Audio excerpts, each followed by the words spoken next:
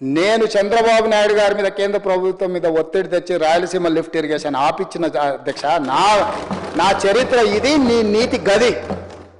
ఇవాళ నేను సూటిగా చెప్పదలుచుకునే వేదిక మీద నుంచి 2 రాష్ట్రాల మధ్యలో మంచి వాతావరణం ఉండాలని ఇప్పటి వరకు నేను సాధించిన విజయాన్ని కూడా నేను చెప్పుకోలేదు అధ్యక్ష.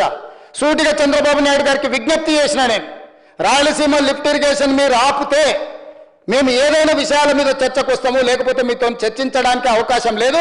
మొట్టమొదట 3 టీఎంసీలు పర్ డే అక్రమంగా నిర్మిస్తున్న రాయలసీమ లిఫ్ట్ ఇరిగేషన్ పనులను మీరు ఆపండి అని మేము వారిని క్లోజ్డ్ రూమ్లో అడిగితే మా మీద గౌరవంతో రాయలసీమ లిఫ్ట్ ఇరిగేషన్ ఆపేసింది అధ్యక్ష. మీరు ఈరోజు నిజ నిర్ధారణ కమిటీని సభ నుంచి పంపించండి.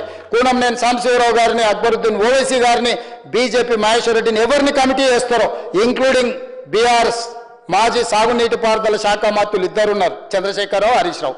వాళ్ళిద్దరు నాయకత్వాన్ని ఎవరినో ఒకరిని పెట్టి రాయలసీమ లిఫ్ట్ ఇరిగేషన్ పనులు ఆగినాయా లేదా, ఉత్తమ్ కుమార్ రెడ్డి గారు మంత్రి అయిన తర్వాత కాంగ్రెస్ అధికారంలోకి వచ్చిన తర్వాత ఆగిన వాళ్ళ నిజ నిర్ధారణ కమిటీ పంపించండి అధ్యక్ష.